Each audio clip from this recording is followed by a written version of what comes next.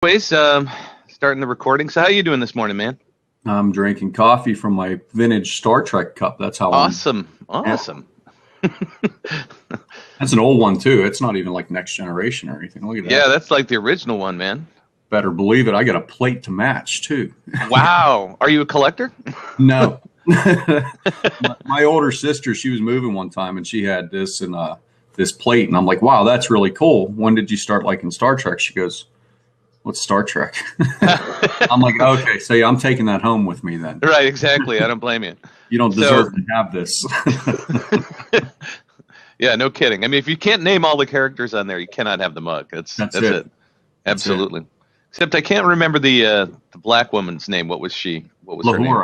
Lieutenant. Thank you. Uhura. Lieutenant Uhura. Yeah. Yep. Yeah, I could not remember her name. Rest of them I know. She was Swahili. Ah. Yeah.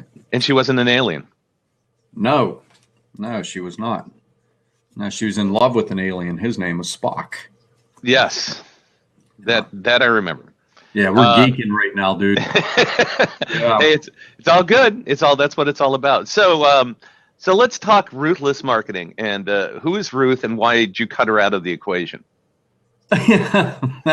Ruthless Marketing is something Lee Collins started. It was originally with TJ Rolliter. He wrote some books on it, and then him and Lee were pretty good friends, and we had called TJ up and asked if me, Mary, and Lee could use the brand Ruthless Marketing for a high-end marketing boutique. We don't do much with that because that's more of the really, really, really high-end stuff, right? Right. We tend to focus more on the coaching and consulting, and our primary focus right now is repeat profits and Selling Lab, actually. Mm-hmm. So we're more into the tutorial study and smaller marketing campaigns for more independent entrepreneurs, and doing the coaching and mentoring like we always like to do. Ruthless is there for when, you got a bigger client come in and we have to put a team together, and that's what that company's there for mainly. Gotcha. So let's talk Selling Lab, because I know you started that, 20 plus years ago, man? It's been a while. Yeah, this past month, June, is 20-year anniversary of Selling Lab. It started in 1996. Yep. Wow.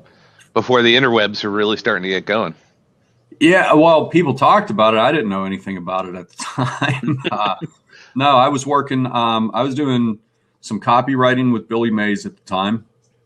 And I was in charge of Dial America's training across their country, training people to kind of kick the habit of the old high pressure selling stuff and, cold calling and all those different things, and teach sales guys how to get leads. That's really why Selling Lab came about. It was kind of, I called it my little laboratory of figuring out different ways to do better marketing, because guys would complain about, the company's not giving me good leads. And I'm like, well, why do you need the company to give you leads? Why don't you generate your own? And I guess at the time, for independent sales guys, they were just kind of like, we don't do that. Companies give us leads. And I'm like, well, not if you want good ones, they don't. So I started kind of like these training processes where I'd take people through, different styles of marketing and things like that. So Selling Lab was really less about sales and more about getting better prospects for sales, right? Mm-hmm. And that's how it started. It was out of my basement, really, out of necessity and people asking questions and just stuff that I was currently doing. And every year I just kept adding to it and making it better. And 20 years. That's weird. It's amazing, though. Hey, the thing that says is that it obviously has legs. It's not just because there's so many, hey, do this Facebook ad thing and you'll get rich overnight kind of stuff, where, you tend to teach more principle. Yeah. And I think Selling Lab was always designed to, I even call myself a chief broadcast editor. I don't call myself like a mentor or anything like that for Selling Lab, or the founder of, and, all that fun jazz.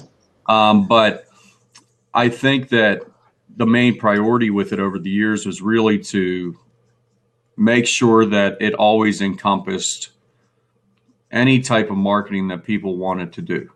So it wasn't about somebody needs to know Facebook advertising. They're like, okay, Bob will teach that now. No, Bob will go find the guy that knows about Facebook advertising and he'll teach that. Right. So it always had to adjust with the times. And I think sometimes it didn't have legs. I think there were years that it didn't have legs and it wasn't very profitable. And I just decided, hey, well, it's not going anywhere. It's mine and I don't have to shut it down. And it's my laboratory. It's the place I get to experiment with things. So, there's been times like in 2008, Selling Lab wasn't doing anything. It was just kind of sitting there because I didn't want to. When it's needed, when I see the market needs it, I bring it back in for a while. So, I mean, the biggest thing that you do is copywriting, right? Is that the sales letters, that kind of stuff? That's not that's secondary. Okay. Mainly I write business and marketing strategies, marketing models, business models, and actual marketing campaign strategies. Copyright, I started copywriting simply because I was doing those other things and people were paying a fortune for copywriters and it would take too long to get copywriters on board, that kind of stuff. So I just started doing it myself and, 22 years of doing copywriting. I started that when I was about 16 or 17 years old. Yeah. Wow. Yeah. So give us some of the core principles around Selling Lab. I mean, what are some of the things, the foundations that people have to really understand? Well, when it comes down to it, the whole purpose of Selling Lab is to make more sales more often, plain and simple. We've always been an advocate of if people aren't making the sales they want to make, they're probably not making enough offers often enough. And with that, you realize that you have to get to a position where you're making those offers more often. You can say, A, I'm going to do it myself. B, I'm going to have a team do it. Or C, I'm going to have automated systems in place that are going to help multiply our effectiveness and our reach to our market, right? So people, they want fast, low risk, and big results. I mean, that's any business owner, right? Right. The Selling Lab is helping people get more sales more often by fast, easy to implement strategies, low risk, and big results. That's primarily what we focus on. But the crux of Selling Lab is really about, in order to do that, you need to be in more places at once if you want to make that happen. And when you're speaking to prospects, you need to have more of those prospects to speak to at the same time instead of one-on-one all the time. Right. So when I put Selling Lab together, really when I drove hard for it in 2006, it was about, okay, content. It was about being a good writer, a good broadcaster, right? Social broadcasting. It was being smart about what you were going to invest into your advertising and your marketing and getting leads. And most importantly, it was about being truly your voice when you're writing your message, whether it be sales copy, any of those things. So when people did, come across you and they did take your products in, they're like, wow, I feel like I know this person already. I really like how they are. Right. And that's the most important part of it is putting your character in place for your market, but not being a character that doesn't come naturally for yourself. Right. Yeah, totally makes sense. So in looking for those leads, I mean, what kind of things are you helping people do as far as figuring out, where to be, how to get their message out there? What are some of the missed opportunities that people just don't see?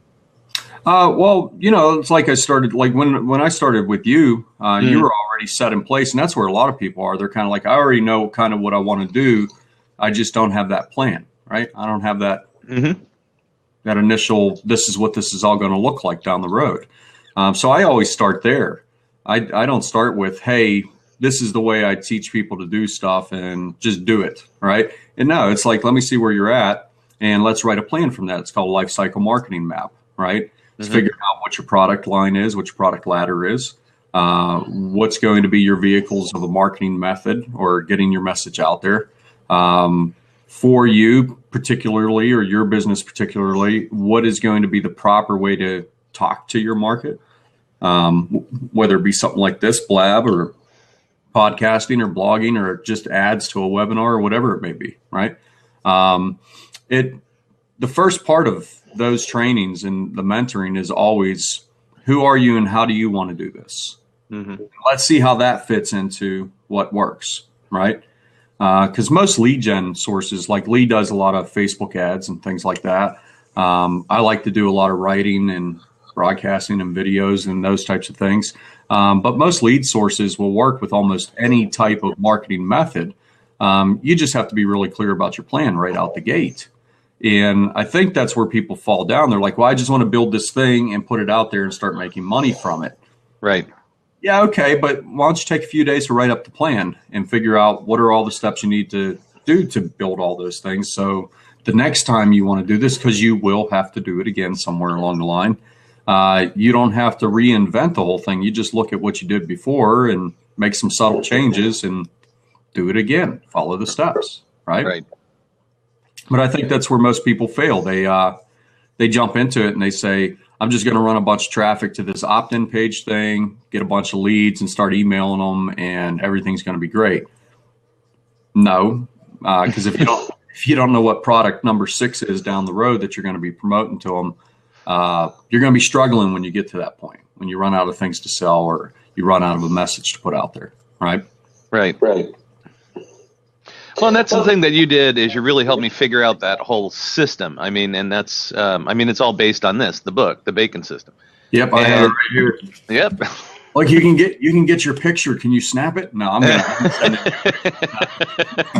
But the whole thing was, okay, so, writing the book was one thing. It's all about the course that I'm selling. And then, we kind of built a whole bunch of stuff around that. I mean, putting out slides on SlideShare, getting the messages out in various different ways. And, ultimately it's culminating with a book launch in 2 weeks.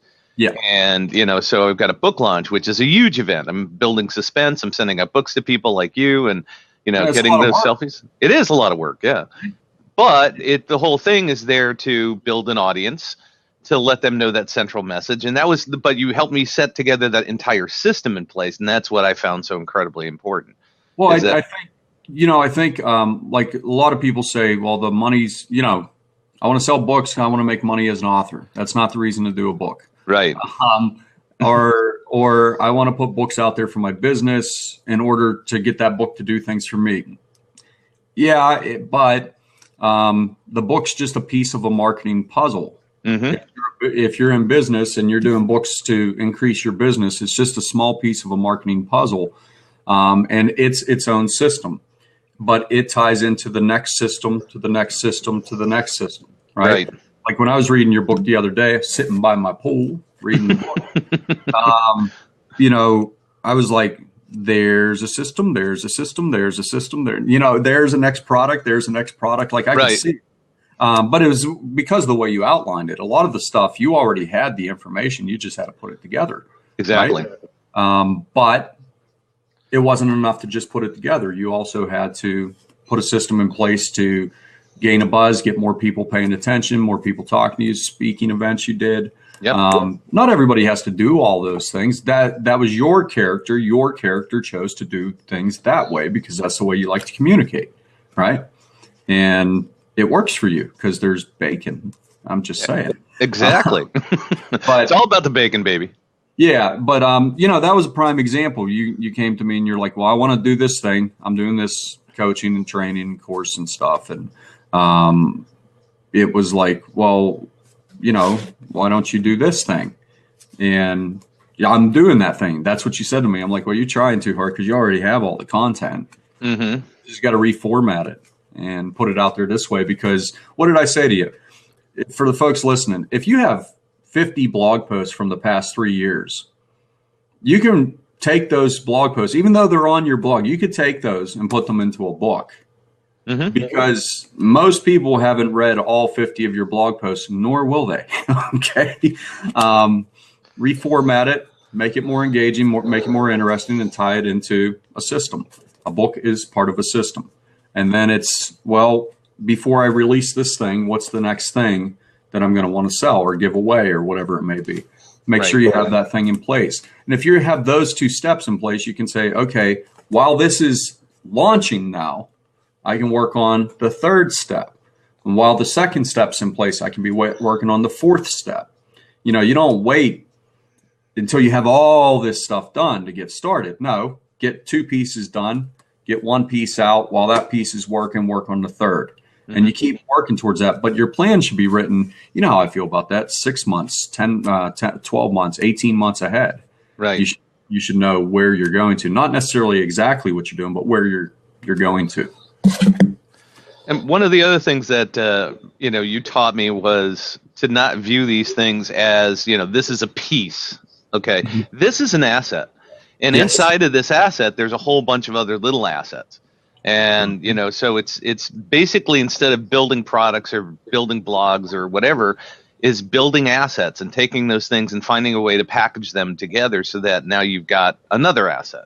Yeah, I mean, well, that's like my content multiplier, right? That was written because people were always trying to create new stuff all the time. And I'm a big advocate of unique, original, coming from you, not farming it from other places all the time. But creating a body of work. And if you look at your overall marketing system, it's not separate pieces. It's a body of work, right? Mm-hmm. It's a group of assets that come together for a common purpose. And if the system works, you should be able to pull out any one asset that's not being beneficial to you, right? Most importantly, if you find one asset's being more beneficial to others, you should be able to take an extra percentage of your efforts and put more onto that, right? Because that's being more powerful for you, right? I think that a lot of people look at all this stuff and they're like, okay, so I got to do a book, and I got to do an opt-in and an email form and a lead magnet, and I got to do 3 products, core products. I have to have qualifier products. I got a profit multiplier. And they're like, holy crap. Like, I just wanted to sell some shit.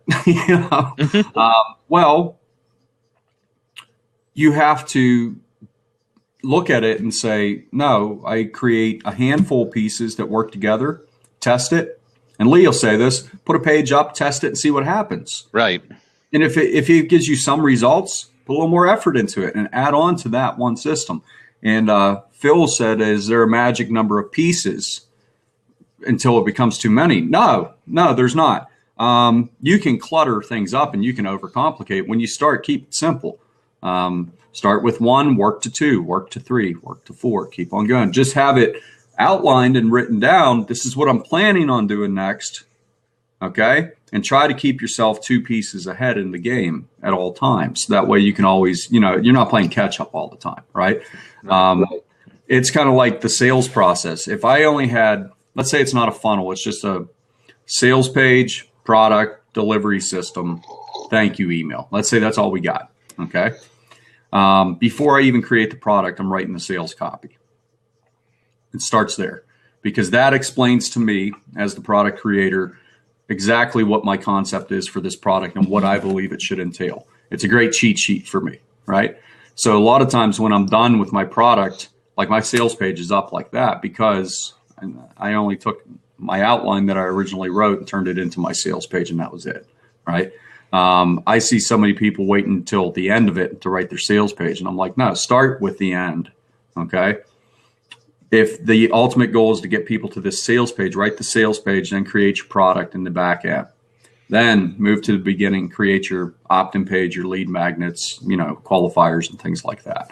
But I think, Phil, if you looked at magic numbers, you can come up with the number for anything that you do. So, Brian, you have your bacon system. How many? You have the marketing trifecta. So let's say there's 3 primary parts. Okay. Mm-hmm. We're just using this as an example. It doesn't have to be accurate. Sure. So if I know there's 3 primary parts to the bacon system, then I have to say, okay, how many different ways can I deliver those 3 primary parts? And I'd sit down like, okay, blog posts, videos, ads, webinars, Facebook Live session, Blab sessions. That's on my free line, right? On the other side of it, there's lead magnets. I want to get them into the fold, and immediately, let's say I want to have, on the thank you page, a sale, right? So qualifier products. And I'm going to say, okay, if they bought this little piece, this qualifier product, it tells a piece of the system. What's their next logical step? What's the next logical thing they have to have in place? Well, then that's going to be the next thing that I'm going to sell. Then I keep saying, what's the next logical thing? Right. And that's going to be the next thing. Then I say, okay, I need to make a little more get a little more lifetime value per customer. So how can I increase the profits by selling something of more value? I create that thing, and it relates to those first things, or it's an advancement of those first things, or it's a better version of those first things, right? Then I have to say after that, what's their next logical step after they buy this product, right? And I keep doing that until I'm like, well, there's no more logical steps left. That's my product line for that particular body of work, right? So too many, I don't believe in too many. I believe in a series. I have a, Selling Lab. If I was to release everything that Selling Lab ever created, I'd have enough products for the next 25 years or to the end of my career, basically, right? People do get the upsell, downsell process. They do clutter it up with that. There's different ways of doing that for different product lines, for different industries that make sense. The first place is look at what the average competitors in your market are doing and say, well, if they're all doing it, I wonder if it's working. Start to talk to people. Is that working for you? Is this working out for you? And people will say, well, they don't want to share that with me. Well, then screw it. Do it your own way. Do what your industry won't do. Do what the opposite of what they're doing. You know how I feel about that. Yep. If the crowd's going left, I'm going right. I'm going that way. Right. Well, that's called the blue ocean strategy. The red ocean, everybody's doing the same thing. The blue ocean is something completely different. And okay, so let's build on what you talked about. So inside this book, this book is really just the outline of my course that I did, which is it's a group coaching course, and I also sell it as a solo product. But the book on its own is great content. Right. Exactly. It's an igniter. And that's what it is. It's an igniter to get people to say, yeah, hey, you know what? I could take this and use it, and I'd like to know more. Right. Because, I mean, the juice inside of that is the one-on-one coaching where I'm looking just like you coached me. I mean, I get to look inside of people's businesses and say, okay, here's the thing you need to do. A real-life example of this is I used everything in this book with a pooper scooper out of New Jersey. And I met her doing a speech about, the system. And so I actually brought her in. This is before I even had the class done. This is before I met you. But I used everything in it to get her. She had a goal of having 30 new clients. Each client to her, one of the questions I was asked is, what's the value of a client and what do we have to do to make this worthwhile? If you're going to spend $1,500, $3,000, whatever it is. And she said, okay, here's the deal. I need 30 new clients. Each one is a value of $1,000 a year. And once I get to that point, then I can stop going out and doing the scooping, and I can hire people and get trucks and make this all happen so I can actually grow my business and run my business instead of being the person out there killing myself. Sure. I said, we could do that. I said, we can absolutely do that. So we, part of it was revamping her website. Part of it was teaching her analytics, teaching her how to blog, all the components that are inside the book. Within the first 3 months, she got 20 new clients. She's absolutely blown away. So, there's living proof that if you follow the system works. And I've been able to repeat that numerous times. So, so then let's go back to the book. So the book itself, like you say, is a piece of content. The system is a piece of content.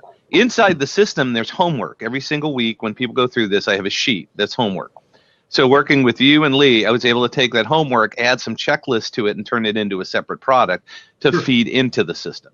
And then on top of that, like you said, I could create, a course, a separate course just on Google Analytics, which is one of the parts. So I've got 12 different topics that I could actually teach and create separate courses on, or separate, whatever it is, one-on-one trainings on, specifically about, all the different content. That's what that whole system is. It's a system within a system, right? Right. Yeah. And, down the road, people say, well, I got all these 15 small little products and I want the big flagship product. So create a product where all 15 products are in there. Right. People don't always buy everything that you got. They rarely buy everything that you got. You can create a flagship version where it's like, hey, if you like this, how would you like to get the whole shebang? And it walks you step 1 through 15. Right. And I think people just try too hard, man. I think they're looking for the new launch of the month for themselves, the new money hit for themselves. And I'm about evergreen and scalable. When I say scalable, can I make it bigger or smaller based upon my needs and where I'm at in my life? I don't, obviously if I don't want to work this year, then I'm not going to be coaching, right? I'm not going to be doing one-on-ones and consulting and all that stuff. And I went through that in 2012 when my dad passed away. 9 months, I didn't want to work, and I didn't have anything on the schedule, but I was still making money because I had systems in place, right? And sometimes we've all done it, where we turned off the wrong part of the system. Mm-hmm. And people say, well, how do you know which part that is? Only you know which part that is. And if you set it up properly, you shouldn't turn off the wrong part. It's just sometimes people will say something like, well, I don't feel like coaching anymore. I don't feel like consulting anymore. I don't feel like releasing this content that I usually release. I just saw Ben Settle shut down his free podcast, and he's making it a paid podcast now. He won't release stuff for free. And people are like, is that going to hurt you? And he's like, I don't know. And sometimes it's like that. Well, I don't know. I'm just trying something here. Right. It could possibly, but I figured if the market's going left, I'm going right. And that's that was his reasoning for it. And that's all the reason he needs. Could it be wrong? Sure. Could it be really right? Yeah, it could do fantastically well. Or maybe all of it just flounders and dies. You don't know. And I think that's something that people have to come to terms with. Don't spend too much time getting it out there and creating your first thing or expanding upon your product line. Be consistent about it and do it now. Put something out there, publish it tomorrow. If you don't have the time to create a course right now, do you have time to schedule once a week for the next 8 weeks to speak to a group of people? If the answer is yes, do a paid to create model. People pay you. You teach a live workshop each week. You record it. You deliver it to them. By the end of that 8 weeks, you have a full product done. You can continue to market that. You can continue to market it while you're teaching it live if you want to. And within weeks 6, 7, and 8, make sure you're promoting your next thing. So you have that long, Brian. You got 6 weeks to figure out what the next thing is that you're going to promote, right? Because you want to promote it to that live group of people. So you're really doing a focused case study group of people that you're taking through this ladder and seeing what results you're getting from that small group. And then you can use a percentage of that revenue and compound the effect on the front end to bring more traffic in and keep tweaking that system, right? That's how I do it, because I'm just too damn lazy to sit down for 5 or 6 hours or 10 hours and record a product. I'm like, I'd rather teach it live. It's more energetic, and it makes me feel better about it, and I can see what people like, what they don't like. I can change things on the spot, and I can figure out what my next level is in my system. But after, say, a year of doing that, I get a whole product line. I don't have to do anything else if I don't want to. Mm-hmm. Yeah, one of the other things I learned about that too is, I used that model of building courses. So in other words, I would, try to build a 8-week, 10-week course, or 6-week course or whatever it is. You sell the course first, you start building it. The 2 things I didn't do at first, now that I've learned how to do better, is number 1, you've got to separate the principles and the tactics, because the tactics change. Principles stay the same. So you've got to do it in 2 parts. Part A and part B. These are the principles. This is why we're doing it. This is the results you can expect. This is the whole purpose behind this. And then the tactics are, okay, here's step 1, step 2, step 3. That becomes a separate part. The other thing I didn't think about when I started doing that is each one of those is a standalone product. Mm-hmm. And so even though you're creating a course, that's a 10-week course, you're really creating 10 mini courses. And they have to be able to stand alone, because like you said, now I can sell each one just as an individual product. I remember we had this same conversation a few months ago, and I said, if you should be able to pull out a piece of your product and replace it with something else. Right. In case something changes. And that's what keeps things evergreen. And if you're teaching foundational principles, they're usually pretty much evergreen to begin with. But if you were teaching, let's say you're teaching a method of Google advertising. Well, that's going to change like next month. So if you can't pull that out, if you say, well, that's the main part of my course, if I pull that out, I got nothing, then you got the wrong product. Right. You're doing the wrong thing. Right. You have to talk about the principles of advertising first. So the principles of advertising are, is you're going to spend $1, you're going to make 2. And you have to identify the right audience, the niche keywords, how much they're getting searched. Those are principles. That's never going to change. Anybody doing any kind of search is going to do keyword research, and all that stuff is the same. Now, when it comes to actually buying the ads and the difference between, quoted long long tail keyword stuff. That's a tactic. Phrase match, all that stuff. Right, That's exactly. Change. That stuff changes all the time. Right, exactly. So, yeah, no, I hear you. Yeah, I was working with a client the other day, and her big thing was she wanted more coaching clients. How many times do I get that one? Oh, I need more coaching students. Right. And I recorded a little Facebook video because I'm like, I don't even need more than like 10 minutes to explain this to you. You don't necessarily need more. You need to capitalize on the ones you already have. Because, first thing you have to realize in any of this is the most expensive two pieces to any business is lead getting and customer support. Okay.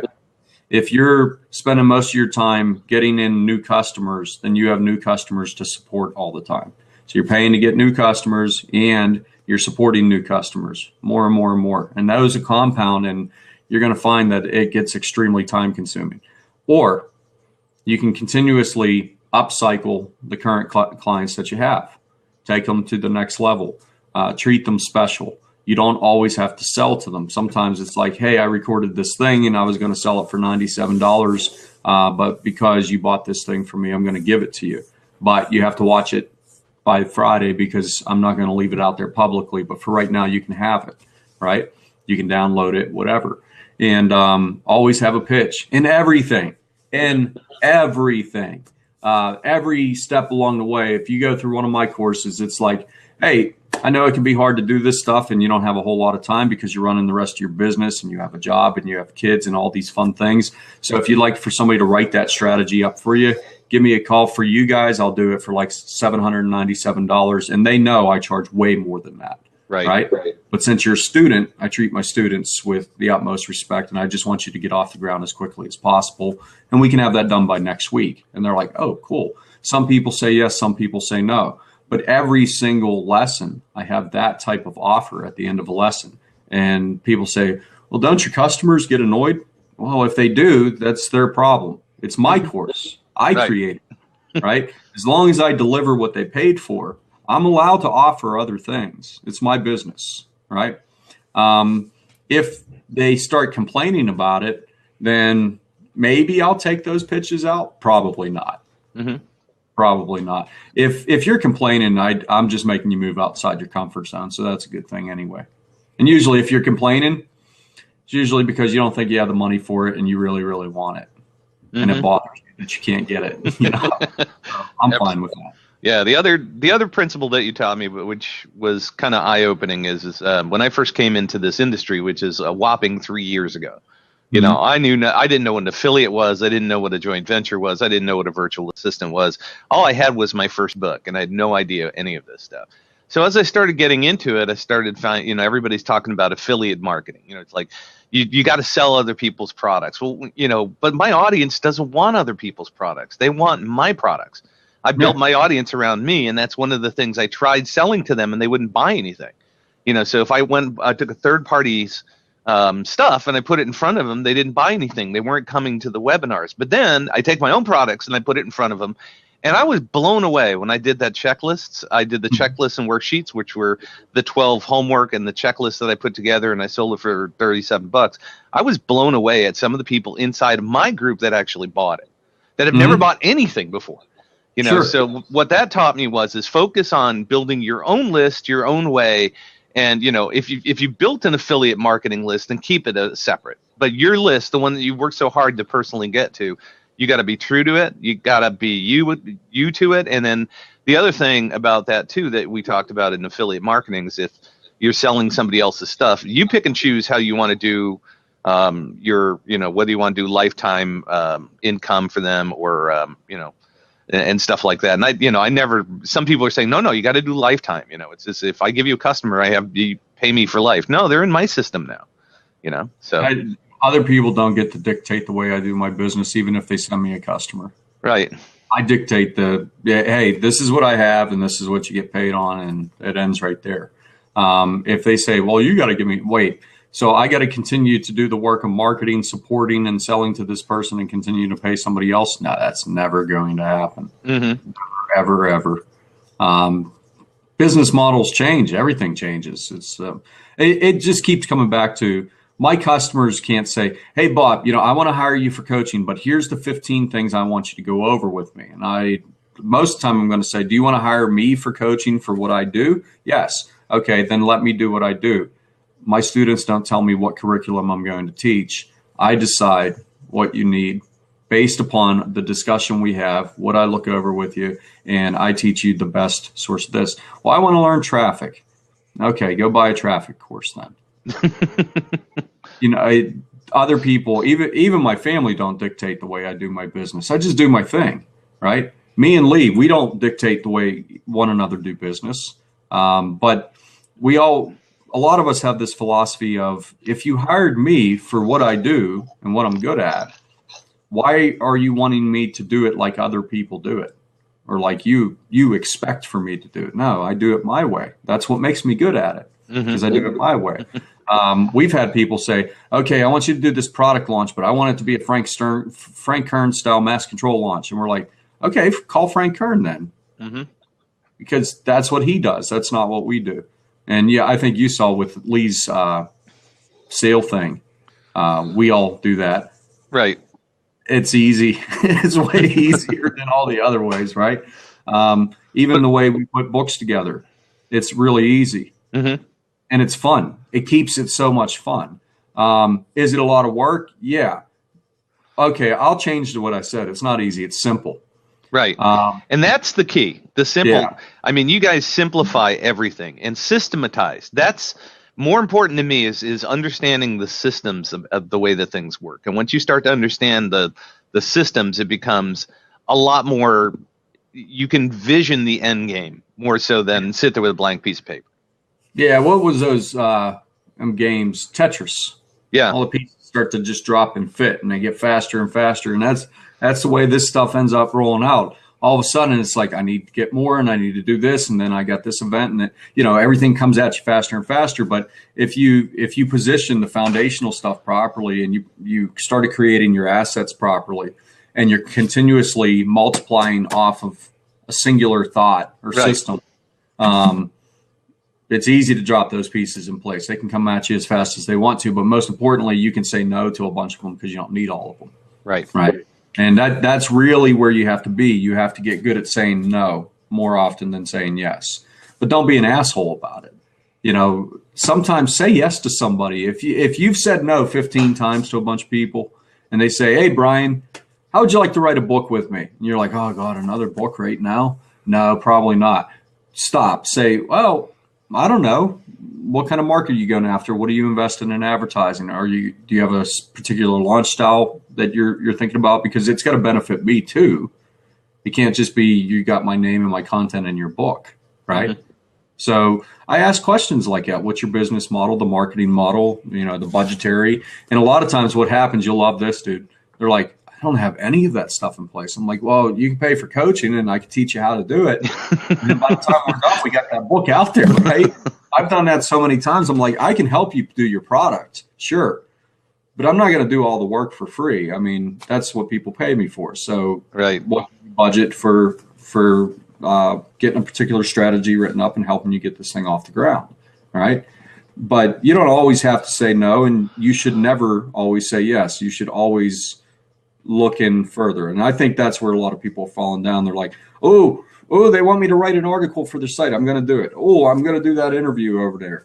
You know why I do interviews, dude? I like doing this stuff. It's one of the foundational pieces of my business is talking to people. But if it was middle of last year, and you would have asked me to do this, I would have said no. I didn't have time. So I would have said no. I would have said, yeah, sure, Brian. You could ask me in June. I would have been like, 3 days after Thanksgiving, I think I have an opening. We can do it then.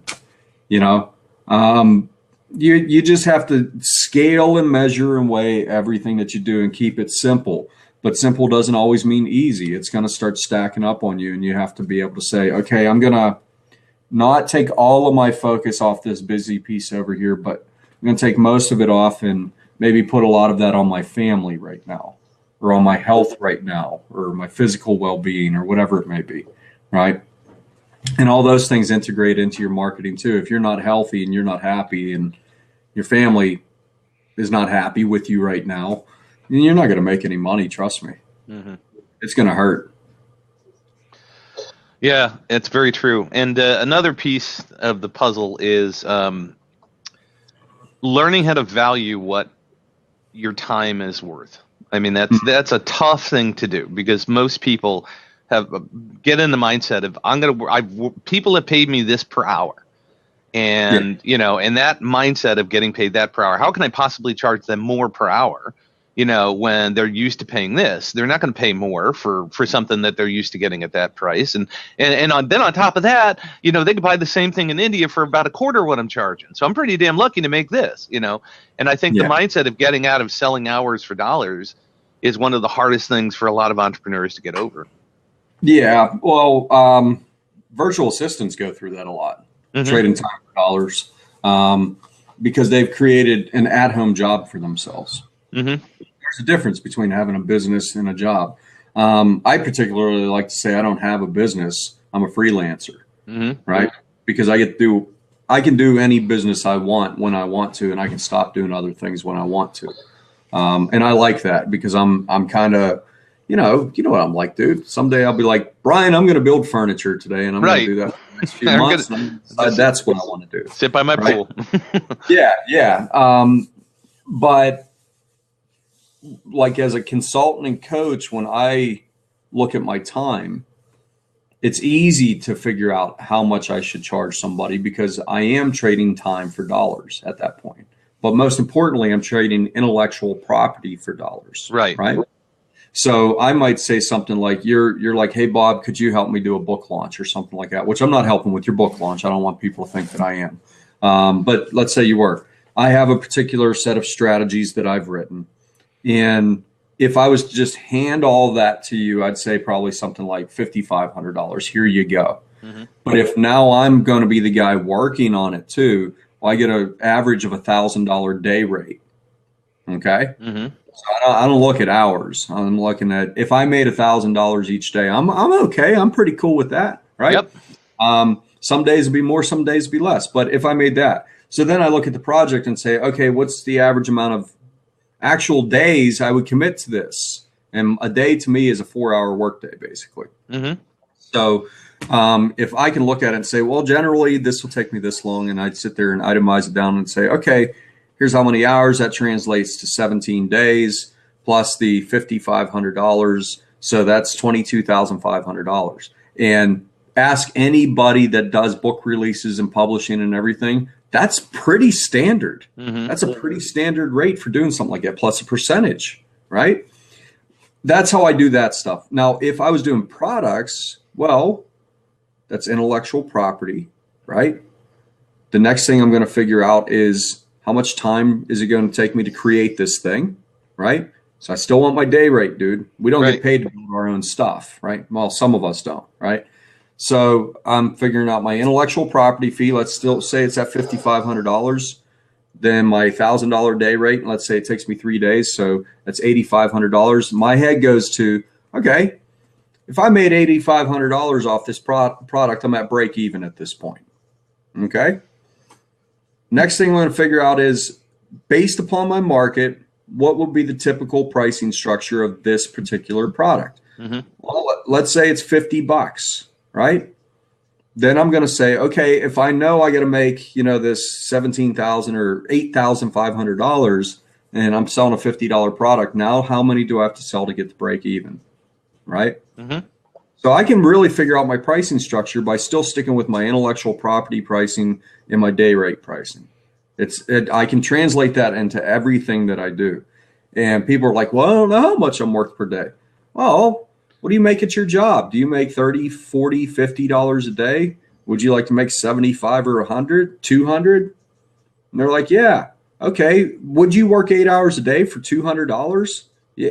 They're like, yeah. I'm like, okay. Would you want more than that? And they're like, that's pretty good. Okay. Well, then start there. There's your day rate. Right. My day rate's been $1,000 a day for as long as I can remember, because I don't really need to raise it, because I also add on my intellectual property fee. Right.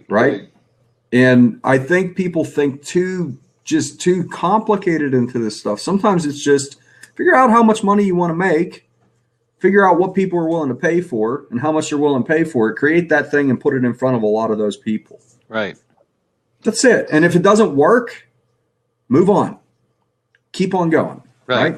Do it again. Yep. So then the final question, I think, really gets down to, okay, so you're selling, $8,500, $1,500, $25,000 products, all this stuff. How do you find those people, or how do they find you? For one, experience. I can't be that guy that says, oh, anybody can do it whenever you want to. Oh, no, if you suck at it and you do land one of those clients, the whole industry is going to know that you suck at it. Mm-hmm. It's that simple. Once you screw up, trust me, a lot of people will know that you dropped the ball. It first starts with, I don't look for $25,000 clients. I can. There's certain companies that I know I would like to work for these type of companies. I have in the past, or I'm going to go target them. I'm going to start marketing directly to them. Or I can say, well, first, let me dip into the well of my market.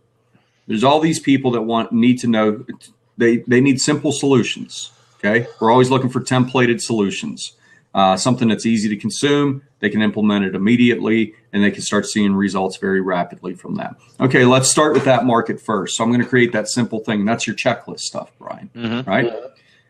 I'm going to keep sending people that are interested in this type of topic, this type of thing, to these pages to get them as leads and start offering that solution to them. Right?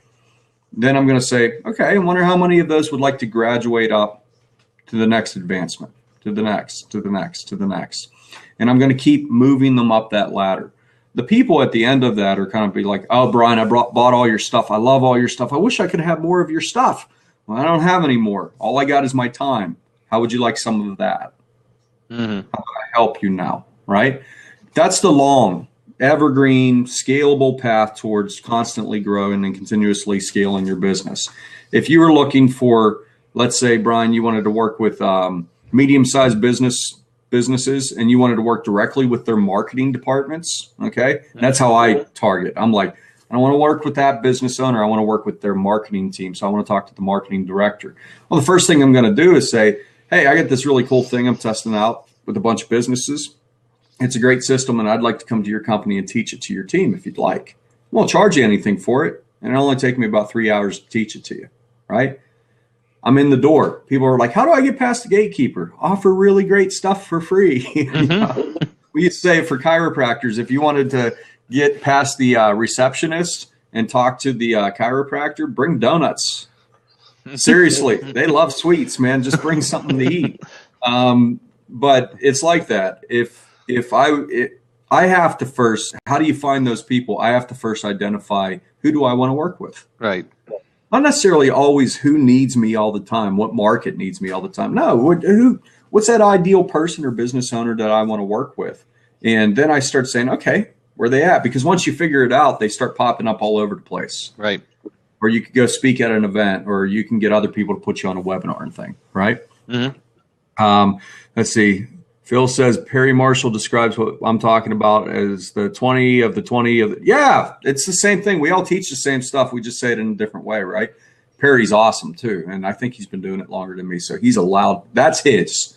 That's not mine, Brian. That was his. I probably just like pulled it from the ether or something. Right. But P.T. Barnum did the same thing. David Ogilvy did the same thing. Dan Kennedy does the same thing. It's really about, if you want to find those ideal higher ticket clients, well, you got to do what the rest of us do. Put in the work, put the system in place, and start growing it and start scaling it. Right. You'll get one of those big hits here and there, and you'll be like, oh, man, if I could just get more of those. Okay, be patient, though. Wait, it's coming, okay? Just keep working the system, keep growing it. But most importantly, keep putting a good 15 or 20% of your profit back into feeding the system, feeding more people into that system, right? Yep, it's an investment. Yeah, absolutely. Yeah. So, anybody want to jump in? Any questions? Any other questions for Bob? I got a question for you. Go ahead, man. Okay, let's say somebody comes in, they come into your opt-in list, mm-hmm. and they're like, "Boy, Brian, I built this product and I got these opt-in pages and I have my lead magnets. I don't need any help. I tested some ads and it works really, really well. But geez, man, I don't know what my big ticket product's going to be. What are you going to tell them? Well, that's a tough question because I don't know exactly what they do yet. Okay. Let's say they do what you do. Okay. Well, then their big ticket, the ultimate big ticket thing that I see in my industry is 2K masterminds. That's the big ticket thing. And it's funny because a lot of people say that to me. They're like 2K, 5K, 10K mastermind. I'm like, hold on a second. When you tell me that, you're telling me the price of. Right. Right. I'm not telling it to them. It's just a mastermind. No. That's what the industry's doing. It's like you can have this thing as long as it's this much. Okay? Right. When people come to me, no matter what business they're in, like, what's my high ticket? Okay, take your product line that you've designed, right? And create a version of that that's either done with you or done for you. Right. There it is. It's not hard. People are like, well, what if I don't get results for them? Then you probably shouldn't be teaching that shit. Right, exactly. Well, then you're probably not qualified. Right. And that's very true because that's exactly what it is. I mean, the whole bacon system is a done with you, done for you. Yeah. And it gets like for example, I mean, I just got a lady just joined this weekend for the next one coming up in July. The first thing we got to do is build her a website. So, there's the done for you portion. And then the done with you is the whole training course. And then after that is to keep her going on additional, sessions at a set price and just keep doing it over and over and over again. And it's so funny because some people, when I tell them it's $250 an hour from my brain, there are certain people that go, I'm not paying that. It's like, okay, well then you don't get my brain. It's like, and there are other people that say that's a bargain, that's like, and I used to, so when I do, an example of this is somebody last week, he didn't have Google Analytics set up. He didn't have his Google Business set up. I said, it's $250. It's a small cleaning service. Now I'd charge that $250 to do it on my own, but put it in front of them and show them how I do it. Now all of a sudden they say, oh, I see a lot more value in this because I'm actually seeing how you're doing it in the things. Yes. So that's why the do and view thing for me has been awesome. It's been, showing people how to, so that's what the big ticket is really just that compartmentalized in any way, all different kinds of, ways. The course is a do and view, it's all that kind of stuff. I'll give you guys the ultimate pitch for high ticket, right? Let's say you guys are coaches or consultants. How many coaches and consultants? There's probably quite a few here, I would think. Right? There's a couple, yeah. So for the past maybe 6 weeks, I don't know why I started saying it, but I just started doing it this way. Somebody says, hey, Bob, I need to get more coaching clients once again. And I say, okay, well, let's first start talking about like how many coaching clients have you had over the past year? And they're like, oh, well over 100. Okay, great. Let's start there. If you can get maybe 5 of those people to pay you an extra $5,000 this week, would that be okay? And they're like, oh, hell yeah, right? So I told them about an offer they could offer. Told them exactly how to put that offer together. Now, this is on a strategy call. They haven't paid me yet, dude. Mm-hmm. Right? Right. I tell them exactly how to put it together. Then I say, don't send them all out to everybody yet. Show me your first one. I'll critique it, make those changes, and then adjust towards, with all the other ones, right? And I said, I'll let you do that one time. Beyond that, now then you have to start paying for the advice. It doesn't come free after that, right? They went over the weekend. This morning, a few of them emailed me and said, holy shit, that worked. And I even did it on a Sunday. I'm like, how about that? Right. I'm like, okay, now when are you going to invest in me to take you further in that? They're like, today. So let's talk today. Okay, great. What do you think my price is going to be? It's going to be at least 5,000, right? Right. If they're making at least 5,000 per customer, what do you think my price is going to be? Right. 5,000. And they know that. But guess what I helped them do? I helped them try it before they buy it. Right. But they only get a piece of the system, right? One piece. So it's how can I make this happen more often with less effort? That's going to be their next obvious question. So that's where I start training them from. Okay, you had that initial piece. Keep that in place. Keep that going because that's working really well for you. And you can chip away at that for the next 12 months if you'd like with that same list. Now let's work on the next piece and the next piece and the next piece. And in that, I can also say, they're like, I need a copywriter. I'm like, oh, hey, hi. You know, and I give you prime, you know, if they're my student, you know what I'm like, dude. I don't charge them as much as I charge other people. Right. So I can sit there with 5 people for the next 2 years. And as long as I'm helping them get results, they'll keep paying me for stuff, man. Oh, yeah. But you know how I am. I do lifetime coaching. I'm not allowed to call it lifetime coaching because the FTC can't differentiate what the term lifetime means. So we'll call it all on-call consulting. You know what that is. Yep. They pay for coaching once and they never pay again. Right? Right. And I have my terms. But the reason I started doing that is because people are like, well, I paid $10,000 for this coach last year and $2,000 for this one last month. I'm like, what? Why don't you put some of that money into your marketing, for God's sakes? Right. You know, pay me for some copy here and there, or JV with me and give me a percentage, but pay me for coaching once, because through that first 8 weeks, we're going to be friends. We're going to end up being friends by the end of that thing. And if we're not friends by the end of it, trust me when I say, I'm going to hate you. So I'm not going to want to work with you anyway. But so I do that on call, and Lee does it now. A few people are doing an email version of it now, where it's just pay for it once and don't pay for it again, because we realize that if we help people get to the next level and we're consistently working on ourselves to be better at doing that, they're going to come back for other things that we do that we love to do. So it always stays interesting and engaging, right? So go to BobYeagerSomething.com and no, I don't know. I have a contact page. Ask Bob Yeager. No, that's not right. SellingLab.com. Or SellingLab.com, yeah. That's where I send everybody. Yeah, SellingLab.com. There's probably a contact page there, I'm sure. Or Bob@SellingLab.com. Send me an email, right?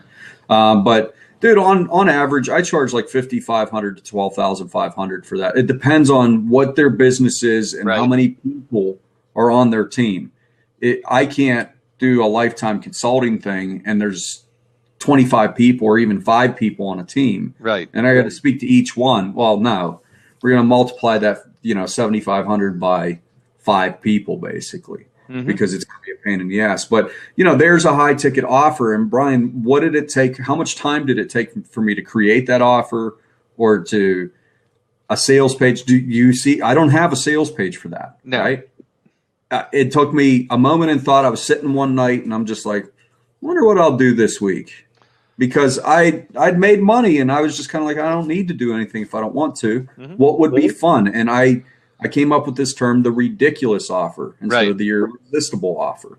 And I'm like, what would be something that people would just be like, wow, I'd be a complete idiot if I didn't pay for this. I bought one. And I'm like, yeah. You were just like, I'm going to have to take you up on that, Bob. Oh, yeah. It's like 4 hours of your time for $100. It was around Christmas time. And that was the first one. Yeah. Yeah. And you just said, hey, I'm going to give away 4 hours of my time for $100. And I said, man, I'll spend that on coffee in a week. What the hell is stupid good? So what'd you get out of it? The idea for a book system, right? Well, right. Exactly. And then I came back for more, because it was just one of those kind of things that, and I've tried that a few times, but unfortunately, I don't have the same kind of pull as you do at this point, but it doesn't necessarily mean it isn't going to work 6 months from now. I actually don't market those kind of offers where I have the most pull.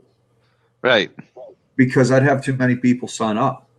Well, don't you limit it though? You said it was, 10 Oh, people. Yeah. And I stuck to that limit, man, too. I don't do that kind of offer anymore just because that was Christmas time. I do something special every Christmas.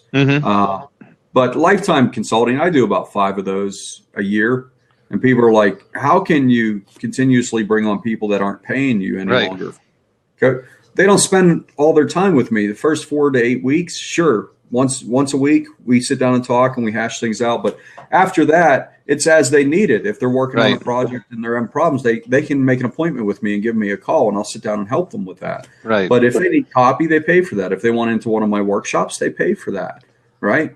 I have other things that I do that they see value in, but they never have to say, oh, I'd like to call Bob and ask him what he'd do for a strategy like this, but I don't want him to pitch me on more coaching. Right. No, I want them to call me so I can help them with that.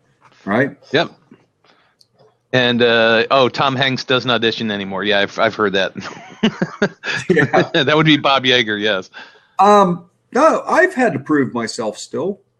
Oh, sure. People are like, I think guys that have been doing it for a long time, they're like, don't you know who I am, what I created? Probably not. You're not as popular as you think you are. Right.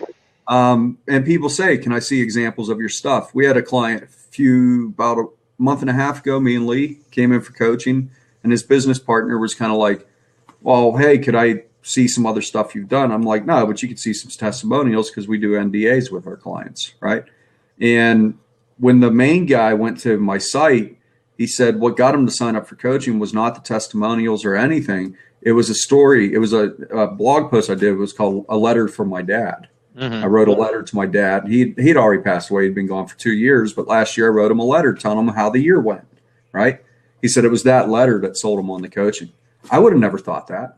Yeah, that's amazing. I mean, but you never know what's going to get people's attention, Yep. And it's what usually lands the deal, or what usually proves yourself to people, is you being true to your character. Right. If they don't like that character, they're not going to hire you, and that's okay, because you don't want somebody that doesn't resonate with that character. Right. Which is you, right?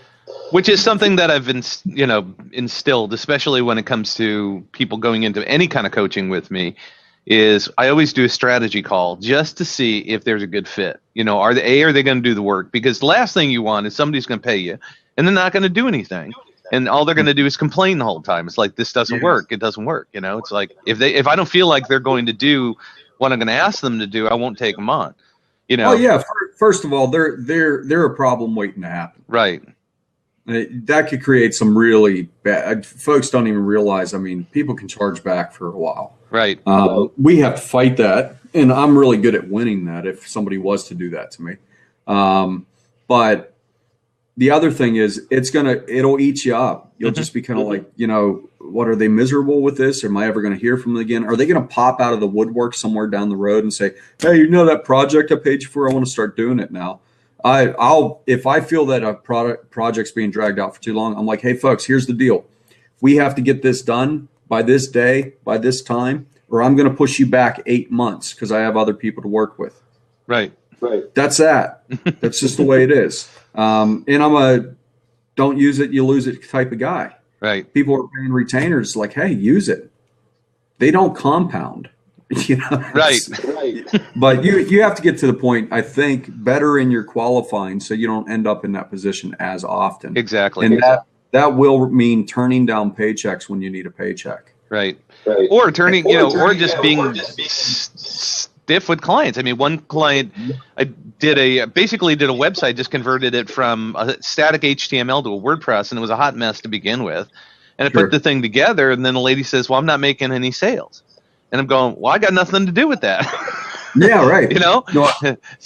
She says, so you need to fix my funnel. It's like, no, I didn't break your funnel. All I did was convert a website to this, and I'm not going to continue to, give you free stuff if you want to. She says, well, when I make some money, I'll be able to pay you, but I'm not making any money now. I said, not my monkey, not my circus. I'm sorry.